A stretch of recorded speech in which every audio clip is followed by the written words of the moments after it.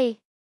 Welcome back again to Brayle's channel. Nagbabalik po agad tayo para sa isa na namang payout updates. At ngayon ay hindi po ito sa social pension, kung hindi para sa lahat ng mga qualified for PIS beneficiaries.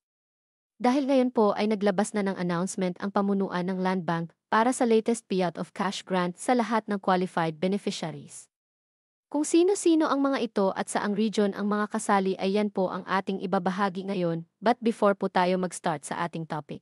Kung bago ka pa lang sa aking channel, please do kindly subscribe, like, and share na din sa ating mga kaibigan, kaanak o kapwa po natin for PIS beneficiaries, at please do share na din sa ating mga social media accounts para mas marami pa ang makaalam. With no further ado, let's begin na po sa ating topic.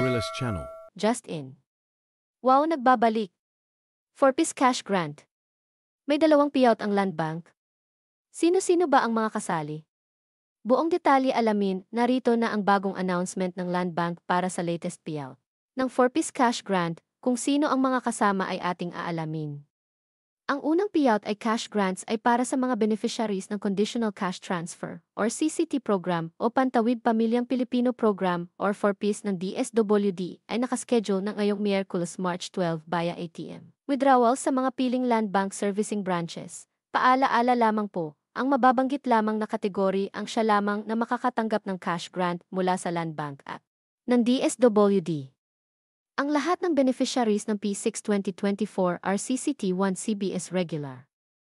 Ang mga region na kabilang sa makakatanggap ay ang Region 6 or Western Visayas, Region 7 or Central Visayas, Region 8 or Eastern Visayas, Region 9 or Zamboanga Peninsula, Region NER or Negros Island Region, at ang Mimaropa Region. Ito ay may papasok sa inyong Land Bank cash card ngayong March 12 sa any Land Bank branches nationwide. Ang pangalawang payout naman ay cash grants para sa mga beneficiaries ng Conditional Cash Transfer or CCT program o Pantawid Pamilyang Pilipino program or 4-piece ng DSWD ay naipasok na sa inyong Land Bank cash card ngayong araw March 11 via ATM withdrawal sa mga piling Land Bank servicing branches nationwide.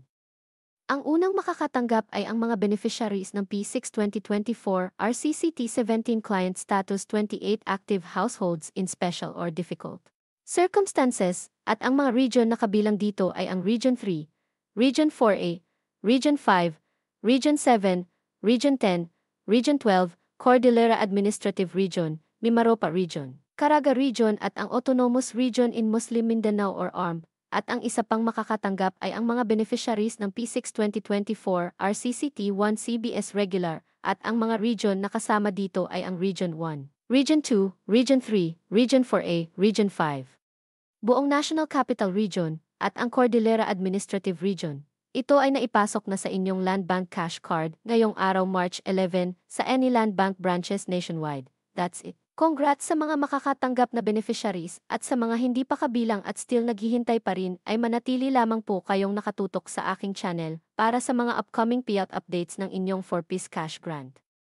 Maraming salamat po and God bless everyone.